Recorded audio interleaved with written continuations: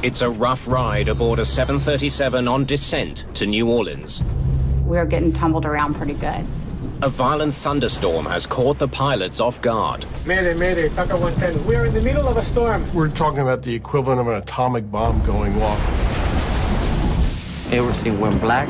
All the alarms start sounding in the cockpit. We lost an engine. Both engines. With no thrust, the plane won't get far. I don't think I will make it. I don't have any power on the engines. 38 passengers suddenly face a terrifying prospect. They will crash in minutes. Look, that's where we're going to go in. You got it, my friend. Unless the crew of TACA Flight 110 can perform one of the greatest feats in the history of commercial aviation. All right. Mayday, Mayday.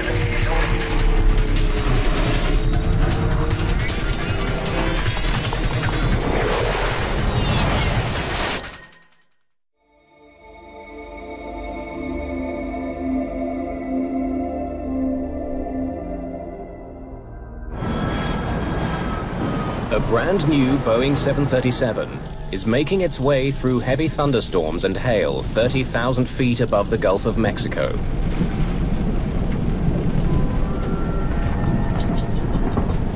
Vamos a tener mal tiempo por un buen rato. TACA Airlines is a small family-owned operation based in El Salvador. TACA Flight 110 left Belize City less than 2 hours ago, bound for New Orleans. Among the 38 passengers, no one is more eager to arrive in the U.S. than Lee Burmeister. I'd been down to Costa Rica for about a month, and my appendix ruptured and had surgery in a small little village. It was a scary time. I was really ready to get home. The heavy weather the crew is now coping with is a big change from earlier in the flight. I remember that it was a very sunny day when we left Belize. Everything was going well. It was just like that. It was pretty, and then all of a sudden it was the blackest sky I've ever seen in the afternoon. They're flying over the Gulf of Mexico in May. At this time of year, the weather is unpredictable. Violent storms can form in a matter of minutes.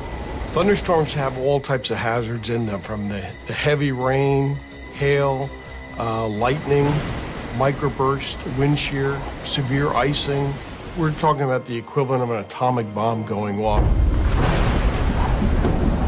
A tremendous amount of energy. To avoid dangerous storms, the crew tracks the weather with onboard radar. But the technology has limitations. Airborne weather radar typically operates in an X-band, which is a certain wavelength and has limited power. As a matter of fact, hail is not picked up on airborne radar. So we will sometimes get hail blowing off a storm, and yet it'll only show up as green or yellow in front of us on the weather radar, not as the heart of a red thunderstorm. And unfortunately, this is one of the reasons we have to try to stay as far away from thunderstorms as we can. Captain Carlos Dardanau was born to fly. At just 29, he is the third generation in a family of pilots. Anti-ice on. Since I was a little child, I remember that I was dreaming on being a pilot and being around airplanes all the time. Captain Dardanau has had to overcome tremendous obstacles to earn his wings. 6 years earlier, in 1982, he was flying for a small general aviation company. I was doing a little air taxi business around the country. El Salvador was consumed by a civil war, and Dardanau found himself caught in the crossfire. At a little grass runway airport, I was shot by guerrillas in the face. Badly wounded, he managed to fly his passengers to safety. We just take off, and I stayed really low between trees, and I flew 20 minutes back to the main airport. The brush with death cost him his left eye. I was shot over here the bullet went through. But Dardanot did not give up on his dream. Despite his impaired vision, he went on to become a certified commercial pilot. TACA 110 runway 28, final approach course, continue inbound. Descend at pilot's discretion, maintain 4,000. Thank you, sir. TACA 110, 4,000.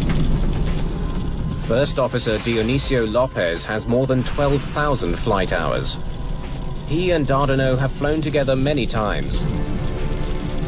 Captain Arturo Soleil is a flight instructor with TACA Airlines. He's on board today to observe the performance of this new plane. A 737-300 series, the jet was delivered to TACA Airlines just 2 weeks ago. This hill is going to scratch the paint. We were really worried about the paint coming off the airplane because this is a brand new airplane in the company. The 300 is the latest in the world's most successful line of twin-engine passenger jets. It's more aerodynamic than its predecessor. It also features a new state-of-the-art engine design. When you pick up a new jetliner worth millions and millions and fly it home with a brand new paint job and everything is nice and new, it's not just a thrill for the crew, it's a thrill for the airline too, especially a smaller one like TACA. This was a big, big deal. 50 kilometers from the New Orleans airport, the plane begins its final descent. It feels like you hit a wall. There was severe turbulence in the cockpit with a lot of noise, with ice hitting the airplane. Por favor, permanezca sentado con el cinturón de seguridad puesto. It was awful. Lots of lightning, and the plane was having a pretty rough trip. We were getting tumbled around pretty good.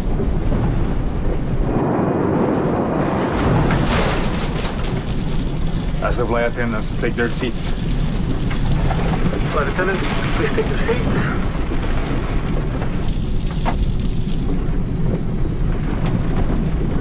Suddenly, less than 17,000 feet from the ground, the flight becomes all the more terrifying.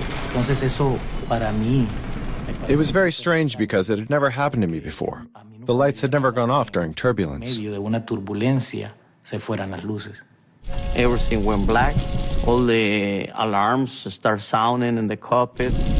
All the instruments went out. So I hit the throttles a couple of times, trying to just go to basics, control the airplane. We lost power on the engines. Then I find out that we didn't have any power. I've got nothing. The plane has enough speed to glide, but not for long. It will rapidly lose altitude as it does. No power also means no electricity for all of the onboard systems. In the New Orleans control tower, Flight 110 disappears from radar. TACA 110, approach, say altitude. TACA 110, this is New Orleans approach control. How do you hear? Without power, communication with the plane is now impossible.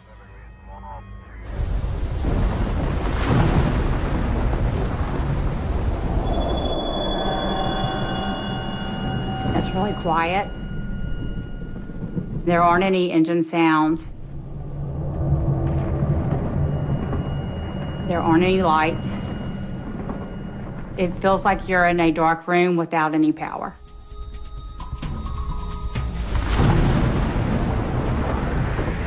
In less than a minute, the 737 drops almost 1,000 feet. It continues to fall. We are dropping at 1,500 feet per minute. And without power, there is no way to restart the engines. Well, we knew we didn't have much time to try to find out where to land or what kind of emergency landing we're going to have, or that we're going to have the engine started again. The altimeter and attitude indicator have backup battery power. Nothing else is working. The DFU started.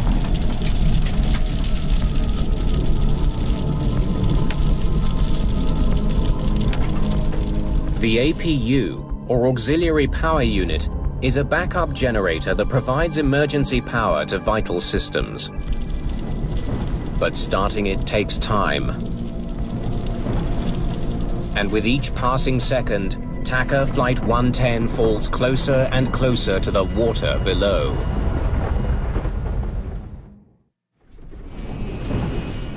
It was very quiet. You could hear the hail hitting the plane. I was thinking that this was it, that it's going down, and this is my last day. Lopez, watch the gauges. Without power to the engines, the state-of-the-art jetliner has become a 43-ton glider. We were wondering if we can get the APU going really fast. You know, you're gliding down in the middle of the thunderstorm, trying to get the power going.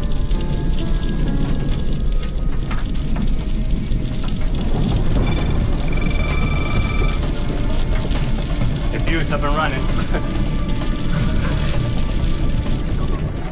Y cuando regresaron las luces, when the lights came back on, I was relieved.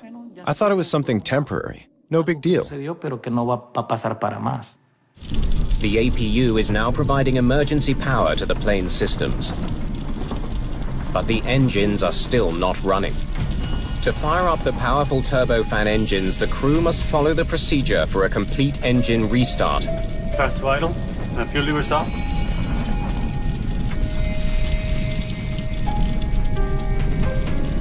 The APU can generate the power to restart the engines, but it takes time.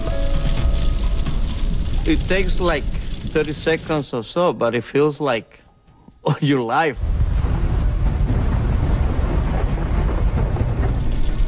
Go to Mayday to New Orleans. Get us out of this storm and onto our runway. Mayday, Mayday, TACA 110. We're in the middle of the storm, sir. We need vectors to the runway now, sir. We lost an engine. Both engines. Both engines, sir. Both engines. Understand both engines, TACA 110, roger. The controller knows he needs to get the plane on the ground as soon as possible, even if it means sending it to another airport. TACA 110, roger. Turn left heading 280. Vectors to Navy calendar runway 22. Flight 110 is still 32 kilometers from New Orleans. The stricken plane has a better chance of landing at a US naval base 27 kilometers away. But the plane will not make it to any airport unless the crew gets the engine started. 29, 30, hit it.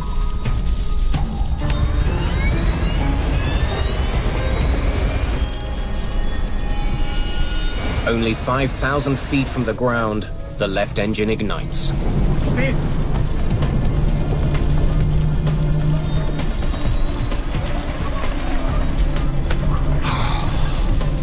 Okay, good job.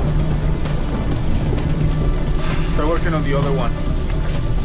The plane can fly with only one engine, but both engines would be safer, especially in bad weather. Request a vector back to New Orleans. Okay, we have one engine back on. Request vectors to New Orleans. TACA 110, Wilco, fly heading 290. Vector around the thunderstorms to your right. Meanwhile, Captain Soleil is taking the steps to fire up the second engine. Here comes the other one. And here comes the other one. Speed. All right. And you got both of them. With both engines back, it appears the crisis is over. Okay, sir, we have both engines back now. We really appreciate what you've done for us. We are going to go down to 310. For the engines to come back on, it really didn't make anybody feel that much better. We are still in a mess. Look, I don't feel any power. I don't feel any power. Something's wrong. The engines appear to be running, but they're not providing any thrust. Sucker's not started. Then the gauges show that the engines are overheating. They're burning up from the inside. The risk of a catastrophic engine fire now leaves Dardanot no choice. He must do something no pilot would ever want to do. Shut down both engines for good.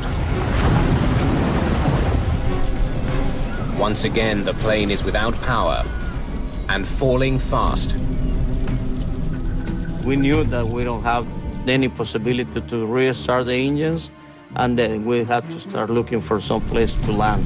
The plane is quickly closing in on 3,000 feet. At the rate it's dropping, it won't make it to New Orleans. Okay, where do I put this thing down? Visibility begins to improve when the plane breaks through the storm clouds. But it's still raining, and Dardanelle has less than 3 minutes to find a place to land. I was seeing just swampy land all over the place. New Orleans is surrounded by canals and lakes. The city is protected by a system of levees, man-made barriers designed to prevent flooding. It's no place to try to land a 737. We don't have power on the engines. TACA 110, I'm going to vector you to Lakefront Airport. You're only 11 miles from Lakefront. I don't think I will make it. I don't have any power in the engines. I guess we'll have to go down. We're going to declare an emergency. We're going to have to decide where to put this thing. TACA 110, do you have visual reference to the ground at this time? Yes, sir. TACA 110, there is an interstate highway directly ahead of you at 12 o'clock and 7 miles. Let's see where it is. Landing on a highway may be Dardanelle's only option. It was probably a possibility, but you always know that the freeways are full of cars. I said, no way I'm going to try to land in the highway because we'll kill many more people, so that was not our option, really.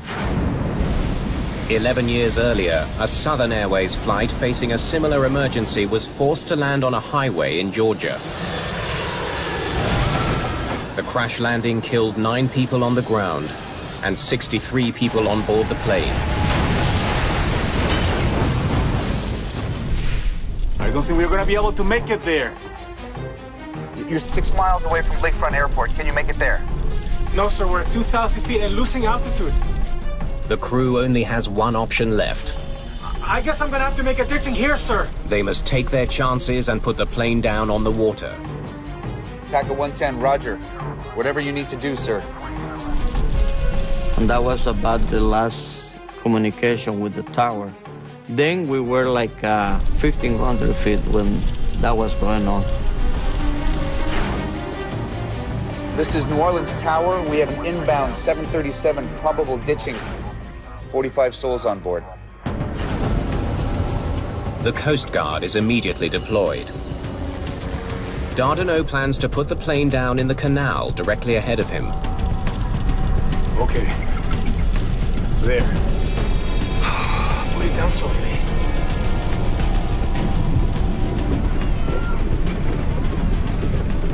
It was kind of the feeling of everyone on the plane that we weren't going to get out of this. It was a doomsday kind of feeling. And this was it. Excuse me, what's going on? Lo siento, pero no tengo más información en este momento. The stewardess's body language, I didn't even have to understand what they were saying. You could just see them in distress. The 737 can only stay in the air for another minute. As Dardanelle looks for a safe stretch of canal to drop the plane in, another option appears. Look at that one over there. And then Lopez saw the levee parallel to the canal that we were making the approach on. Should we put it down on the grass? Yes, boss. The levee is much shorter and narrower than a runway, but it looks safer than the water. That's where we're going to go in? You got it, my friend. They will have to act fast to get there. Prepare the cabin. You don't even have time to think about being scared. So I can't say I was scared. We had to start preparing the cabin. Empezar a trabajar en la cabina. La cabeza entre las rodillas y agarren los tobillos. I had to assume crash position, and it was really difficult for me because I had just had surgery. You're kidding me. And I had stitches going up the middle of my stomach. Stitches. Operation. Passengers only have seconds to prepare. Los pasajeros se tenían que quitar los zapatos, se tenían que... The passengers had to take off their shoes, their jewelry. They had to put their shoes under the seat in front of them. So we went through the whole emergency checklist. Que teníamos que trabajar.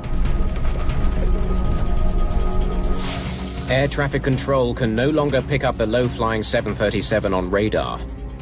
The controller asks other planes to look for it. 6 to Kilo Alpha. If you could check your east just slightly to the south 3 to 4 miles, we lost an aircraft down there, 737. If you could let me know what you see. Roger. Kilo Alpha to 6. I'll see what I can do.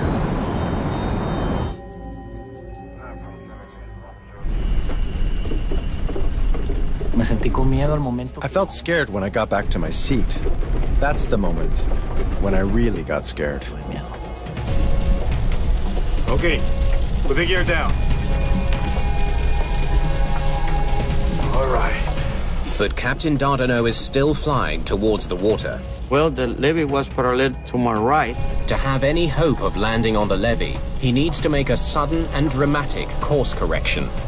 That requires a risky maneuver known as a side slip. So we just had to do a little bit side slip to get into position to make a perfect landing. It's a move meant for small planes and gliders, not a 43-ton Boeing 737. But it's a risk he has to take. Agárrate, papá. I prayed. I was in disbelief that this was happening. Only 700 feet separate the plane from the ground. Without engines, the pilots have no thrust reversers to slow the plane when it touches down. Dardanot has an additional challenge. With only one eye, he's unable to gauge depth as he speeds towards the narrow, rain-soaked strip of grass. Oh, God. Oh, God. I was prepared for the plane to blow up and explode. I was prepared for a tragic event and mentally had said goodbye to my family. This is it. There's a high cement wall in front of the levee and a steep embankment on the left. There may not be enough room to land. Watch out for the wing on that side. I see it. Come on. Aquí te tengo, baby. Aquí te tengo.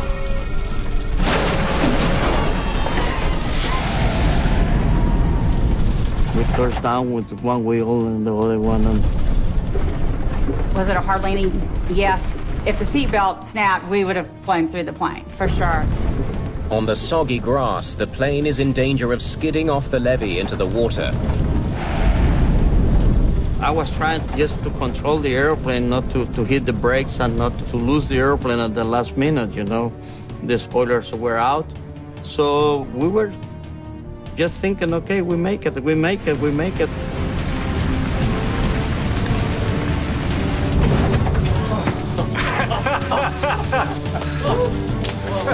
Very good. Very good. Very good, sorry. Very good, my friend. It was surprise. It was a hard landing, but it was a nice landing. Just to be alive.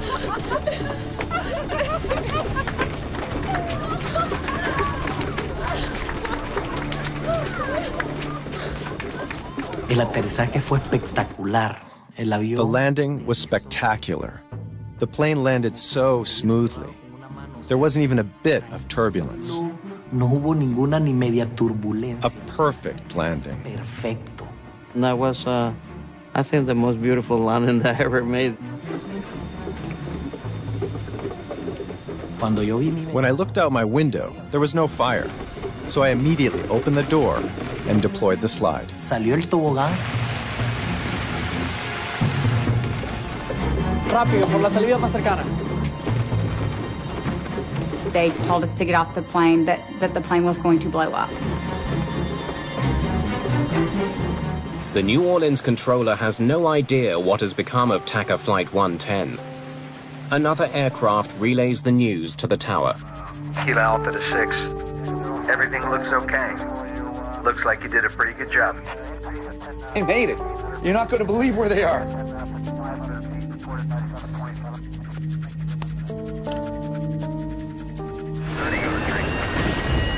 For the first time in history, A 737 without any engines has landed safely outside of an airport. Now investigators must find out why the sophisticated engines on a brand new jetliner failed in mid-flight. Pilots call this a dead stick landing, a landing with no engines. As it turns out, TACA 110 has landed on NASA property. This is the Michoud facility, where they manufacture parts for the space shuttle.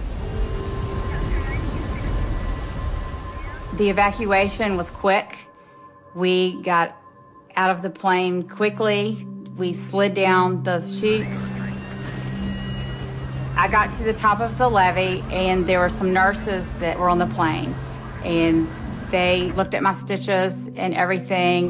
No major injuries, just one person that had an operation, but she's okay. Where were you headed? To New Orleans. And soon after, an ambulance came, put me on a stretcher, and took me to the hospital.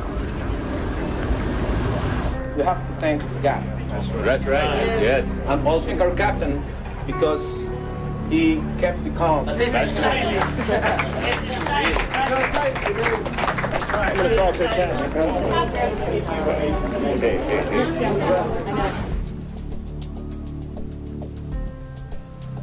Now that's not something you see every day. Within hours of the emergency, investigators arrive and begin examining the damaged plane. To end up with a jetliner sitting on a levee, having landed there, being perfectly intact, is almost an unbelievable sight. It's beyond incredible.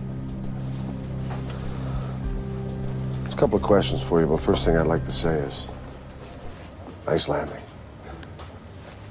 So, tell me, when did the engine trouble start? Investigators meet with the crew right away. They want to know exactly what was happening when the engines flamed out. We were descending to 16.5 when both our engines flamed out at the same time. That both of them coming apart at the same time is an infinitesimal possibility. This plane was powered by one of the most advanced and widely used jet engines on Earth, the CFM56. It powers not only the Boeing 737, but Airbus and military planes as well. The CFM56 is just a marvel of current engineering aeronautically. There are thousands and thousands of them out there, and they almost never ever fail. But 2 CFM56s had failed on this one plane alone. Investigators desperately need to know why. I haven't flown through too many storms that intense. They turn their attention to the weather conditions. It's considered a very rare occurrence for engines to have flamed out in flight. And therefore, the concentration was on what possibility would cause this. Is there an environmental effect, since they were flying through rain and hail? Tell me about the storm. The winds were fierce. There was so much rain and hail, we could barely see out the window. Dents in the fuselage revealed that the plane was struck by hail almost an inch in diameter. If the hail was strong enough to damage the exterior of the plane, investigators wonder if it crippled the engines as well. A turbofan engine is made up of a system of fans and blades. A large fan brings air into the engine. A series of blades compresses the incoming air, which mixes with fuel to ignite, spinning the turbines deep inside the engine. The first thing you look for is to find the parts and then look in the front and the back of the engine to determine if there's damage that might explain something has gone in the engine or something has broken inside the engine. To peer inside the engine, they use a borescope. This is where you put the little TV camera on the end of it, a scope of some sort. You can look in the internal hot section of the engine and see what they could see. No hail damage to the compressor that I can see. Keep going deeper. Let's see what's at the center. But the turbines deep inside the engine are charred. This. Turbines are almost completely melted. When the engine overheats, if the overheat is allowed to occur long enough, then it will cause melting of the turbine blades. So when did you get the temperature warning? The engines started to overheat right after we started them. And the damage to the turbine, which is the melting of the blades, means that you can no longer produce thrust out of that engine. The charred turbines do not explain why the engine stopped working in the first place. For some reason, Flight 110's engines had quit, restarted, and only then burned up. But before the search for answers can continue, investigators are confronted with another problem. The plane is starting to sink. It can't stay here much longer. Maybe NASA has some ideas. The levee was never meant to support 43,000 kilograms. A jetliner has an awful lot of weight on a very small footprint. You leave a plane there for 2 or 3 days, you may have it mired up to its hubcaps. There was barely enough room to land the plane on the levee. Getting the plane off of it could be even more challenging. You've got really 3 ways to get this airplane out of there. One is to fly it out, secondly, to disassemble it, or third, put it on a barge. But it's not as easy as it sounds. Disassembling the plane could cause more damage. You think we can fly it off? The decision is made. They'll attempt to take off and fly the plane to New Orleans. The very first problem of getting the airplane ready to fly was getting the engines to the point of reliability, which meant they had to replace the right engine. It was just cooked. It was too far gone. Left engine was probably going to need to be overhauled, but they could fly it out with that. After replacing the right engine, they bring in test pilots to get the plane off the ground and to the airport 24 kilometers away in New Orleans. It's a good, safe operation that we're doing here today. We can accelerate up to virtually to takeoff speed, and then if we decided to stop, why, we could stop the airplane.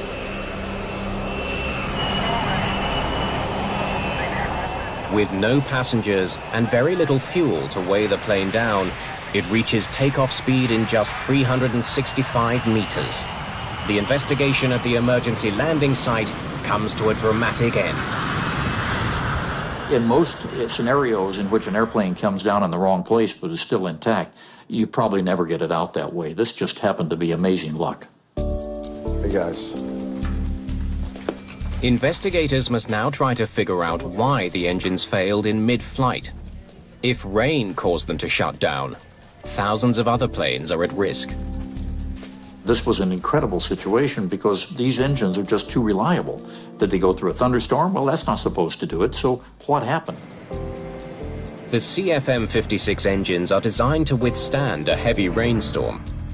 Most water is diverted away from the core while in flight. Whatever makes it inside should evaporate or drain from the engine. The engines were sent back to the GE test facility in Ohio, where they have the test facilities that can recreate water ingestion testing. If some hidden design flaw caused the engines to fail, investigators need to find it. They hope water ingestion testing can provide some answers.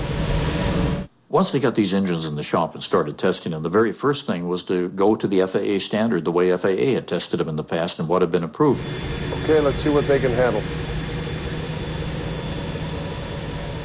You basically spray water from nozzles into the inlet of the engine. And the amount of water you adjust in percentage to the amount of air to simulate flight conditions. Despite rigorous water testing, the engine does not flame out. Like we thought, wasn't the rain. Nothing went wrong. The engine continued to run. So obviously something else had happened. So they needed to examine this in much more detail. Was there something more severe about the weather? We lost an engine. Both engines. Both engines, sir. Investigators study all available data on the storm that somehow brought down TACA Flight 110. That was more than a thunderstorm, it was a hailstorm.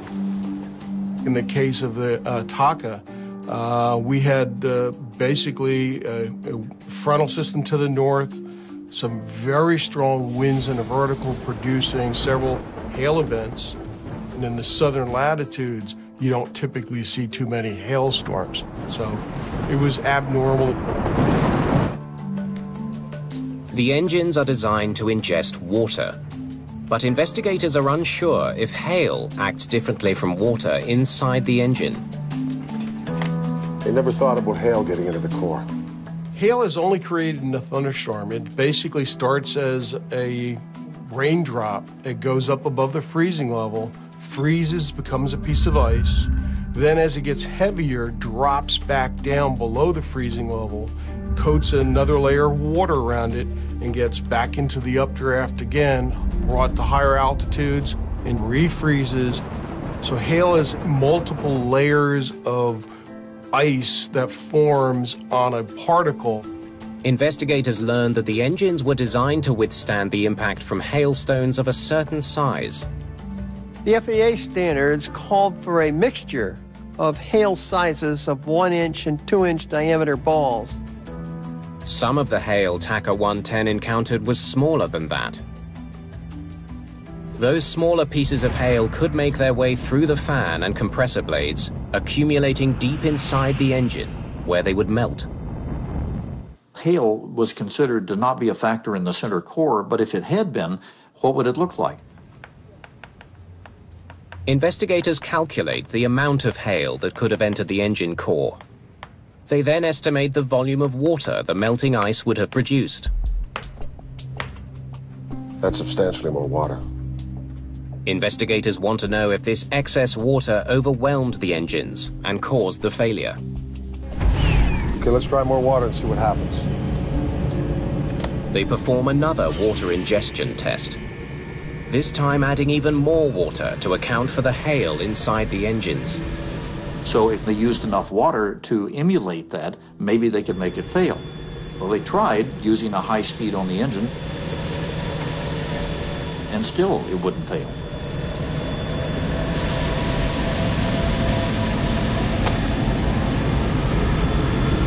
Okay, what are we missing? Or whether there's something unique about the engine operation itself that might have contributed to the engine losing power. Engine performance figures from the flight data recorder give investigators a new lead. Just before the flame-out, engine power was down to 35%. TACA 110 runway 28, final approach course, continue inbound, descend at pilot's discretion, maintain 4,000. Thank you, sir. TACA 410, 4,000. They just started their descent. Thank you, sir. TACA 110, 4,000. As the plane began its final approach to New Orleans, the engines automatically reduced power to slow down for their descent. At a lower power setting, the engines may not have been able to handle as much water.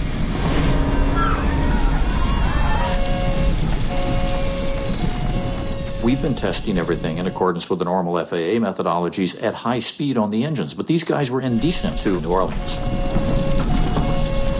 They repeat the test, this time with less power to the engines. So we want to see what happens when we add the same amount of water, but with the engines powered down to 35%, okay?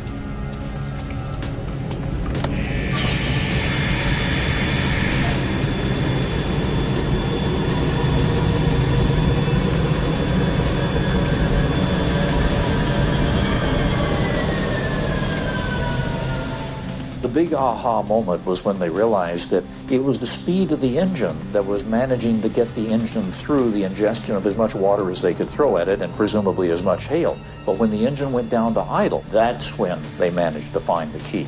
That's when the engine couldn't handle it. Well, now we know what happened. Bad timing. And that test gave a completely different result. Investigators have discovered why the engines flamed out. It showed something that no one understood at the time, because in all the testing and all the logic that had gone into it, they hadn't taken into account the slow speeds on the engine on descent.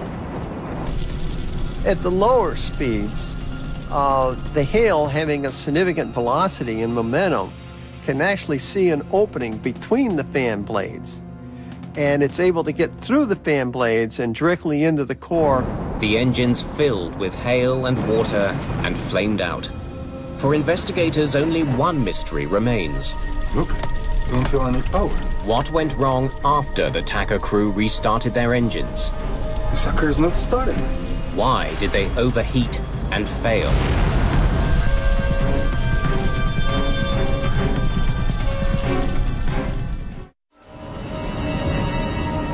When the engines on the 737 flamed out, the crew knew they had to act fast. We've lost power on the engines. To have any hope of restoring engine power, they first needed to get the APU running. Get the APU started. Since the engines were no longer spinning, they had stopped ingesting air and water, but a successful restart was far from guaranteed. If you do not have all the proper conditions, you can get what's called a hot start, which means that you have too much fuel for the amount of air going into it, and the flame will now migrate into the turbine, where it could overheat it. After studying the engine data from the flight recorder, investigators conclude that the overheating and ultimate failure of the engines was in fact due to a hot start.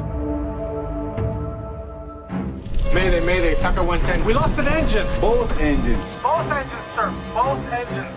With his engines flooded with fuel and no time to properly drain them, Dardanot hit the ignition switch. If it didn't get all the timing correctly, then this is what's going to happen. You're going to get a hot start. I can't be critical of a pilot in that condition. That aircraft is coming down. Rain and hail from an intense storm crippled a modern passenger jet and nearly led to disaster. Investigators must find a way to make sure it never happens again. One of the beauties of aviation and aviation safety is when we find there's a problem, everybody works together to solve it. And in this case, the problem indicated a need for an engine change, not a complete design overhaul, but just a few tweaks. But that was done almost immediately, much to the credit of everybody involved. The shape of the engine nose cone and the spacing of the fan blades are modified in order to better deflect hail away from the core. Also, additional bleed doors are added to drain more water from the engine. That sort of thing hasn't happened again, and there are thousands and thousands of these engines flying every day for hours and hours and hours. Within a year of the incident, 737-300s around the world are retrofitted with the upgrades. The plane involved in the daring landing is back in service within a month. Look at that one over there. That's where we're going to go in. You got it, my friend. The crew's actions on Flight 110 are legendary in the aviation world. The decision-making at the very end, when they were going to put it in the canal and saw an opportunity to put it on dry ground and did so, that was superlative. It was the decision-making. Investigators credit the calm nerves and determination of Captain Dardanot. Watch out for the wing on that side. I see it. For avoiding what could have been a fatal disaster.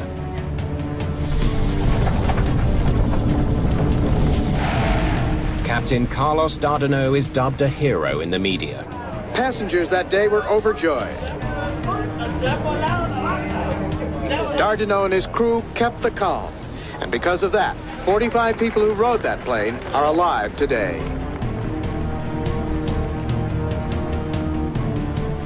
Today, the Dardanot family tradition continues. Carlos's son and daughter have followed in their father's footsteps, both becoming pilots. At the beginning, I was mad when I was shot. I lost part of my vision, and then I had this accident that everything went well. And 20 years later, I have a career, I have a good life, and life is for a reason is for life.